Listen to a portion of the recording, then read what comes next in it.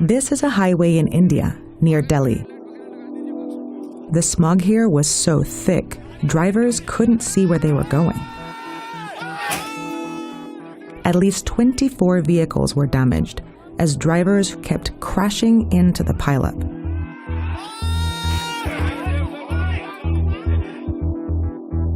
These conditions happen every year when Delhi experiences a huge spike in air pollution.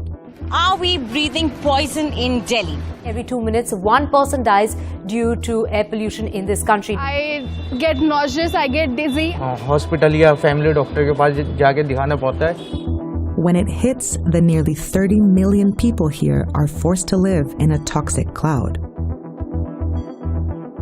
Scientists estimate that spending a day outside in these conditions is like smoking 50 cigarettes. As a lung surgeon, when I open the chest, I rarely see a normal pink lung these days. On the ground, a layer of dust covers the entire city. And in the air, a thick layer of pollution hides landmarks that are easy to see the rest of the year. Delhi has always been a big, busy, polluted city. But in the last decade, something is making it even worse.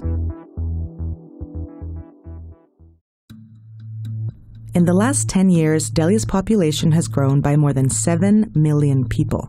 Today, it's the second largest city in the world, and it's also among the most polluted. More people means more cars, spreading dust and exhaust into the air. As Delhi grows, there's also more construction, producing dust particles, and more industries contaminating the environment. All these things make the average air quality in Delhi unhealthy year-round. But something else is happening right here. When air pollution in Delhi spikes in October and November, it sends air pollution levels to 50 times what's considered safe. Levels go haywire. Many of the machines are not made to measure the levels that we achieve. The smog is so bad you can see it from space. But this cloud of pollution isn't actually coming from Delhi. It's coming from here. The states of Punjab and Haryana are known as India's breadbasket. They're a key region for the country's agriculture.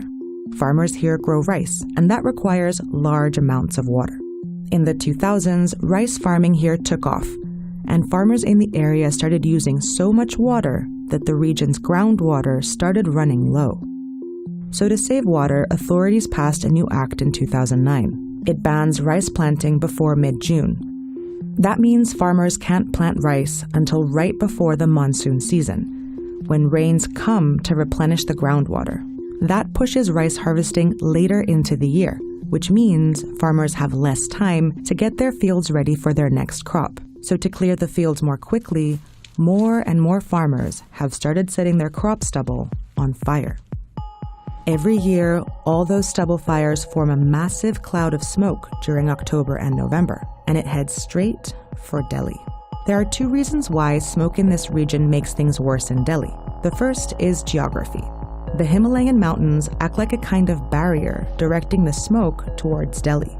The second is the weather. During the winter, cold mountain air rushes down from the Himalayas towards Delhi, arriving beneath a layer of warm, lowland air that creates a kind of dome over the city. The warm air keeps pollution trapped on the ground with nowhere to go. So when the stubble fire smoke arrives in Delhi, it mixes with the urban pollution, forming a toxic smog that sits on top of the city. Mix all that together, and you have the most hazardous air pollution of almost anywhere. In November of 2019, India's Supreme Court ruled that states in the north had to stop farmers from burning their crop stubble. But so far, the ruling hasn't been enforced on the ground. In the weeks after the ruling, tens of thousands of crop fires continue to burn in Punjab and Haryana. Delhi doesn't have the ability to stop crop burning in neighboring states. Instead, when pollution spikes in October and November, city officials change the things they can control.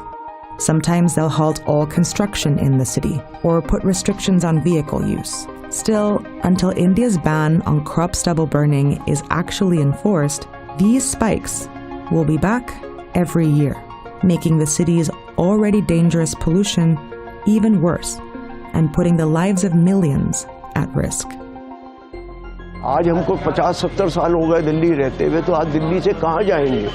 हमारी रोजी रोटी सब कुछ यहीं पे है. We are taking baby steps, but we're in a time period where baby steps won't help anymore. What we breathe should be a fresh air.